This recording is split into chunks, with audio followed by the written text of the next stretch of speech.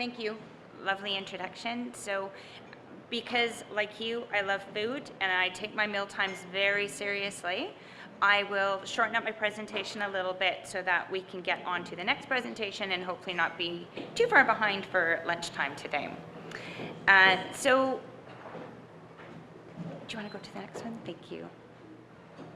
So I work for the First Nations Health Authority. I've done a number of positions with FNHA, as we call it, for a few years now, having lived in the Lower Mainland and now back home in the north, where I was born and raised, and where my children were born and raised, and where my grandson was born 2 years ago, and hopefully will be raised as well. So I'm closely connected and tied to this geographical region.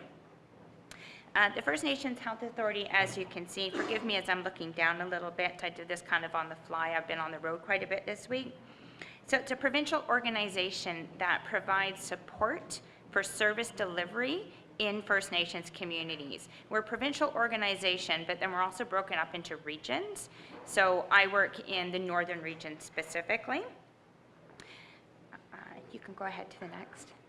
Sorry. So the work that we do with the First Nations Health Authority is obviously, as you can see, this is kind of the model that we base our services on. And this is a holistic approach to health.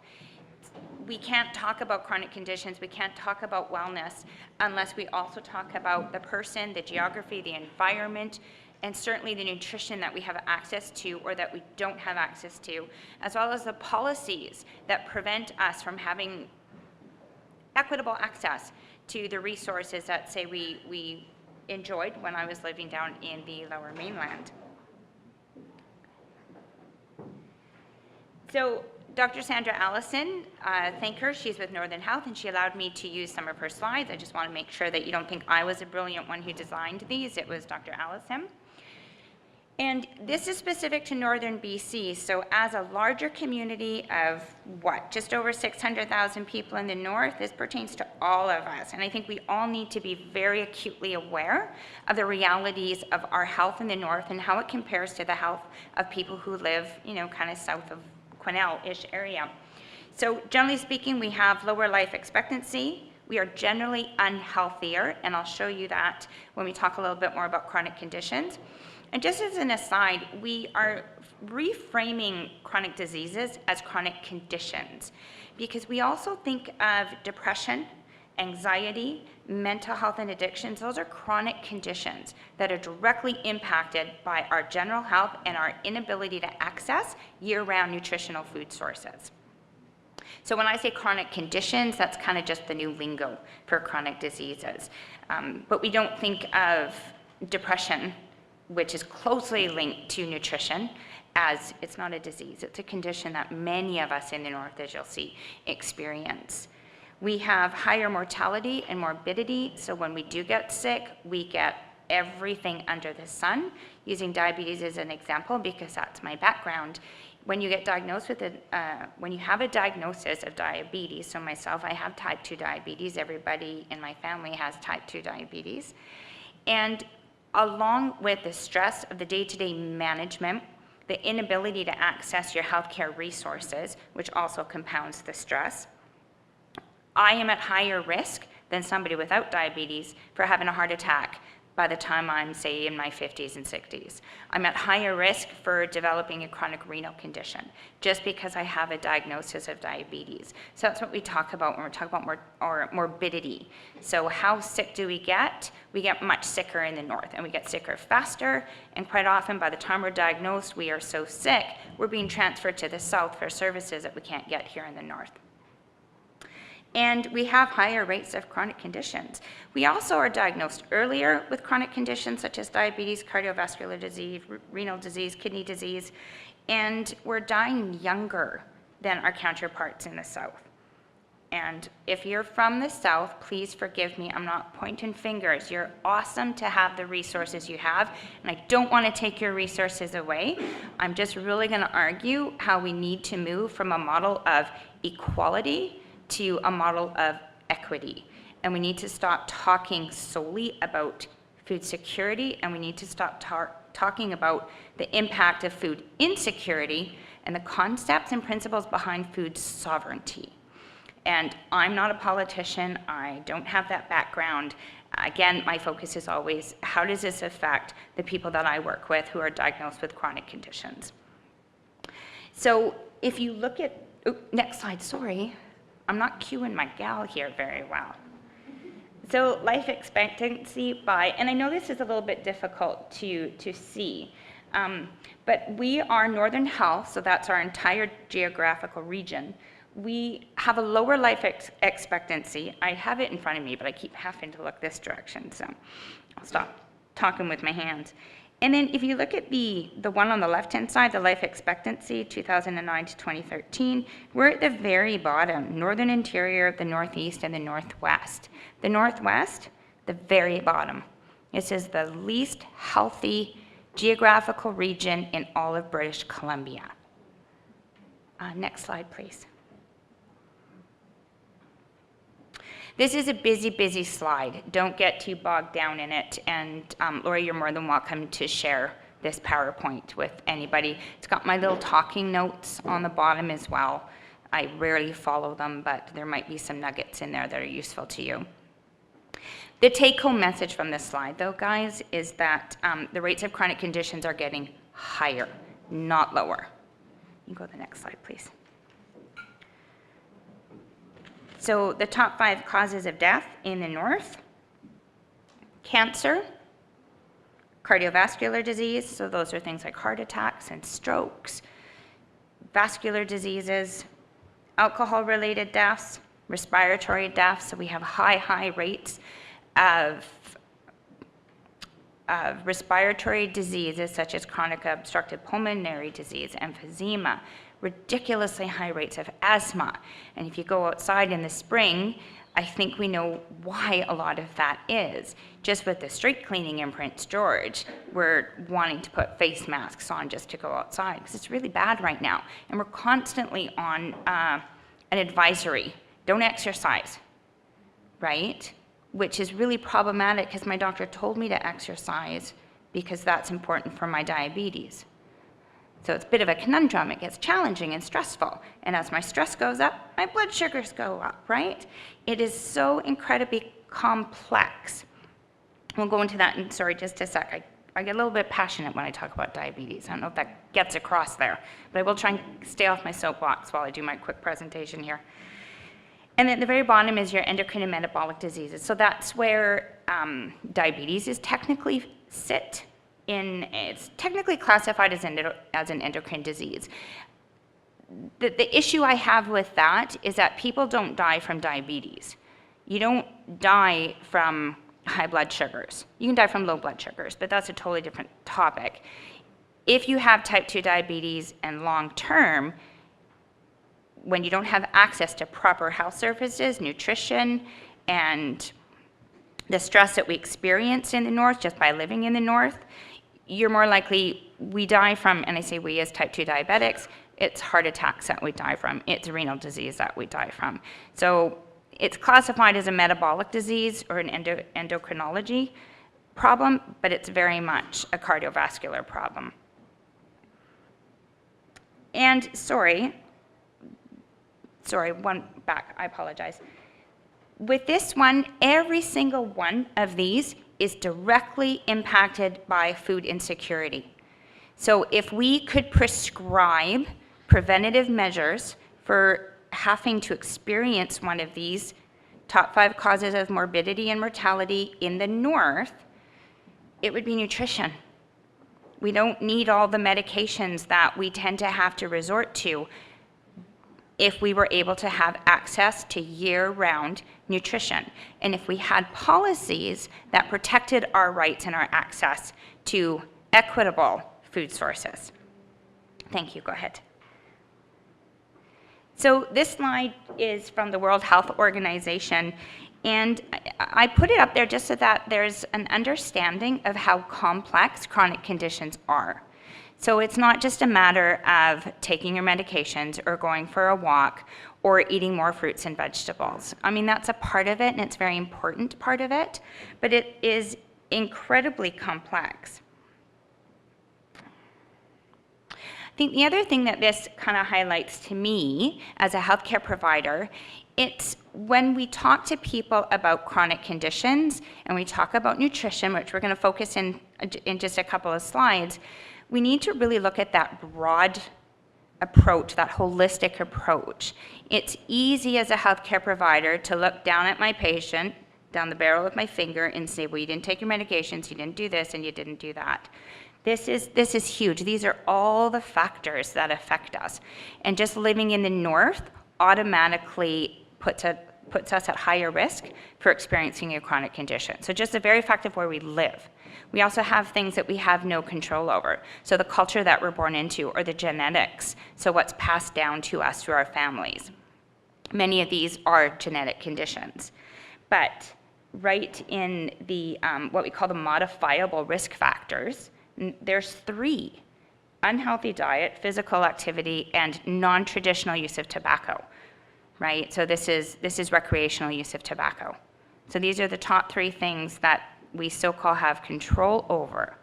But we're here today, for today and tomorrow, sharing stories and experiences and resources, because we actually don't have control over all of these, do we? Right?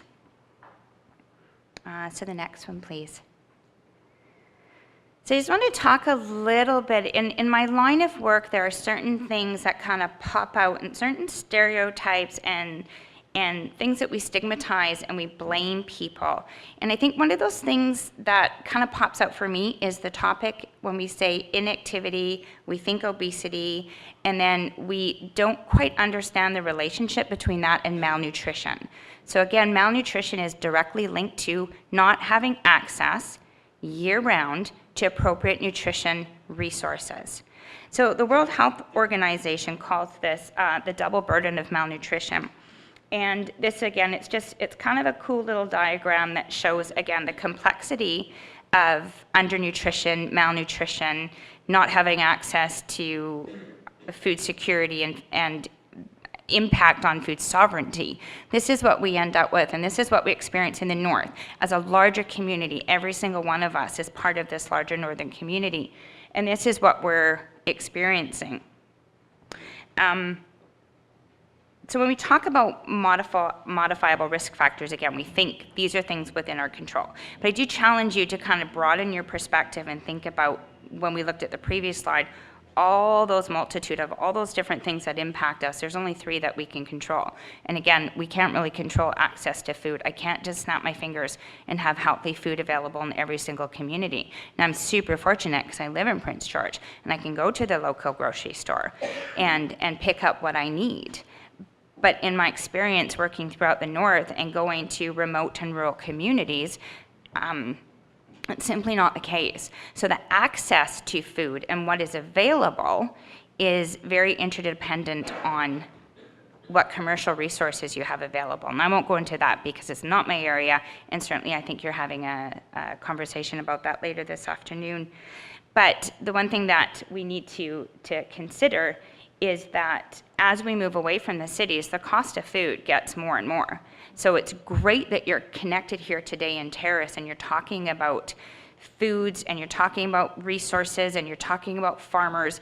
But as we move away from the Terrace region, the cost of food is significantly greater and access is significantly greater. And being able to move those foods distances is increasingly challenging. So when we think about how we want to communicate our needs in the north to the policymakers, and that's what we're talking about when we say food sovereignty, that means we have a voice in all provincial and federal policies that affect our food sources. But we need to be doing it from a broader perspective, not just what affects me and mine, but what affects all of us as a bigger community. Go ahead, thanks. Okay, so the impact of food security on health. And I do apologize, this isn't really a fantastic slide, sorry. So on your left-hand side, so these are just some chronic conditions that are 100% linked to food insecurity. So these are things such as stomach ulcers, mood and anxiety disorders. in part, what I do in part of my job is advocate, and I actually go in with individuals to see their family doctors. It can be a very difficult conversation to have in 5 minutes or less, one problem, when you go in, to say, this is what my needs are. So I was super, super impressed when I went in with a youth just a few months ago who was experiencing high levels of alcohol and drug use. And we went in, we talked to the doctor. Well, this is a kid who in his 20s is experiencing a deep depression. So he's not an alcoholic, he's a depressed kid who's coping with alcoholism. So we went in and we talked to his family doctor, and his family doctor literally wrote a prescription for exercise. Literally wrote a prescription for some of the foods that have been proven to improve moods. He did not prescribe a drug. Right? Food is medicine, and we know this. We just kind of forget it along the way, so we're trying to get back to it. That's what you guys are all doing here today. I got my 5-minute marker in the back there, so I'm going to speed up a bit. So, financial cost. When we talk about, if you ever go on to, I'm a research geek, it's part of my job, if you ever go on to the Ministry of Health and actually look at where are all of our healthcare dollars going, probably over 60% of our healthcare dollars in the North are going to chronic conditions. So can you imagine what we could do if we could prevent chronic conditions by ensuring that people had access to adequate year-round food sources? What could we do with those billions of dollars? Could we have our own cardiac center? Could we have better diabetes support? Could we have more people doing ultrasounds? Could we have more doulas and midwives? I've got all that money spent already. We just need to get that money by allowing ourselves to use our food as medicine and get back to our traditional ways and get back to our healthy ways. So these are just some of the costs in BC alone. The Northern Health Authority, the Northwest, the Northern Interior, and the Northeast. And I do apologize, it's a little bit, the slide itself, but it's just showing us the economic burden of disease, and then it breaks it down by individual health authority. And if you do want access to this, by all means, just ask Lori. But this is just an overall view to show that while we are spending a significant amount of money combating the effects of food insecurity, right? So if you don't have food security, this is what you have. Billions and billions of dollars every year being put towards treatment, and unfortunately, the morbidity costs and the mortality costs. It costs a lot of money to be sick, and it costs a lot of money to die prematurely. Go ahead, please. All right, so I'm just going to leave you with the last couple of thoughts here. So why do we see such health disparity? Because we have a system that is really focused on equality, which is fantastic. But it's only one step in a journey that we all need to be taking. So equality is not the same as equity. And that's what we see. We don't have the human capital here in the North that they have in Vancouver, right? So where does the money go? Let's count how many heads are in this room. You each get your portion of the pie, and that's the money that you're going to have. Now that's equality. Everybody gets an equal piece of the puzzle, right? Or the equal piece of the pie, right? Which doesn't make sense to me, because we looked at how complex chronic diseases are. Does that make any sense? It really doesn't if you start to break it down. We need to start looking at the concept of equity, and we need to start thinking about how equity needs to be woven into our conversations with politicians and with government. And the other thing that I didn't put up there, sorry, is food sovereignty. We really need to be talking about food sovereignty. We need a voice in the laws and the policies. So you can go to the next one, please. We're almost done, guys. I don't know if you can see this, but the first slide means equality, right? We've got 3 people trying to watch a ball game over a fence. We don't need to talk about why they didn't buy tickets. We won't go there, right? We've all done it. Everybody gets the same size box, and that works great, probably for the person in the middle. The person on the left-hand side didn't need a box anyway because he could already see over the fence, and the little munchkin on the right still can't see over the fence. But this is equality, man. It doesn't matter. If everybody gets the same things all the time, that's what equality looks like, right? But we're not all starting from the same point. We all don't have the same advantages, and we all have different struggles, and we all have different barriers. So rather than saying, hey, you each get a box, the guy in the center picture, the guy is saying, okay, well, that little guy, as shorties, we understand this, needs 2 boxes. And because I'm tall, I can already see over the fence, I don't need my box. I can give it to that little guy. That's equity. So this is where we're going towards. We're not too bad on understanding equality, equal shares, but we need to start thinking about equity. So what do people need so that we can all have the same vantage point, right? Makes sense. And then at the very end, well, let's just move the fence. It makes a lot of sense, but it's a journey, right? We're not quite there yet. And if we can go the last slide. So my line of work, this is another thing that this is our last slide. This is the other thing that quite often people ask me, well, should I be eating properly or should I be exercising? I can't exercise because I need to lose weight, and I can't lose weight because of this, and that. As a diabetes nurse, I know that nutrition is equally as important as exercise, but I would suggest you don't wait for one over the other. I really encourage everybody just to get out there moving and do what you can do.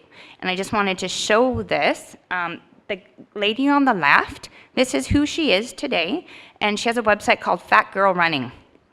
And this is a very large lady who just decided one day she was going to have none of that.